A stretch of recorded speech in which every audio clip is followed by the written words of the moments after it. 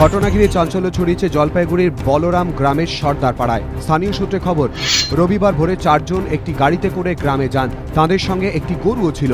অভিযোগ, মাঝরাতে তাদের উপরে চড়াও হয় একদল দুষ্কৃতী। একটি নির্জন জায়গায় নিয়ে গিয়ে ওই 4 জনকে ব্যাপক মারধর করা হয়।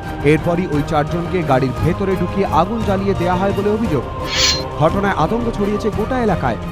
শিলিগুড়ি কমিশনারেটের পুলিশ গিয়ে 4 জনের দগ্ধ দেহ উদ্ধার করে। গাড়ির মধ্যে মেলে একটি গরুর দগ্ধ দেহ।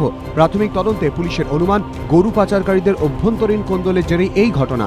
পুলিশ জানিয়েছে দেহগুলি এখনও শনাক্ত করা যায়নি। উত্তরবঙ্গ মেডিকেল কলেজ হাসপাতালে ময়নাতদন্তের জন্য দেহগুলি পাঠানো হয়েছে। ঘটনায় কাউকে গ্রেফতার করতে পারেনি পুলিশ।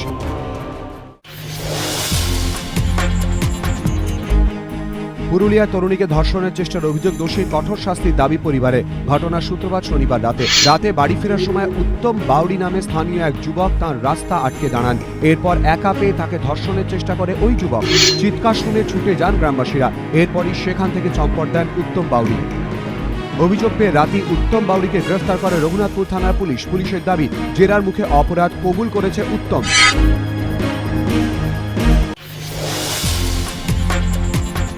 সামনে লোকসভা ভোট, তার আগে মধ্যবিত্ত ও চাকুরিজীবীদের মন জয় তৎপর কংগ্রেস নেতৃত্বাধীন কেন্দ্রীয় সরকার। সেই লক্ষ্যেই ইতিমধ্যেই ভর্তুকিযুক্ত সিলিন্ডারের সংখ্যা 9 থেকে বাড়িয়ে 12 করা হয়েছে। এবার বাড়ছে কেন্দ্রীয় সরকারি কর্মচারীদের মহার্ঘ ভাতা। আগামী মাসেই 10% মহার্ঘ ভাতা বৃদ্ধির ঘোষণা করতে পারে কেন্দ্রীয় সরকার।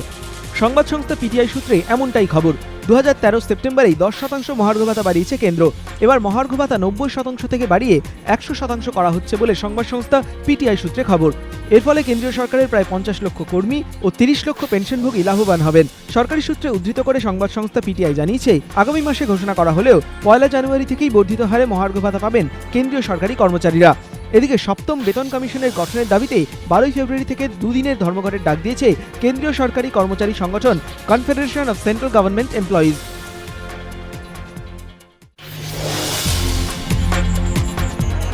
ডিওয়াইএফআই তৃণমূল সংঘর্ষ, উত্তপ্ত আসানসোলের জামুরিয়া।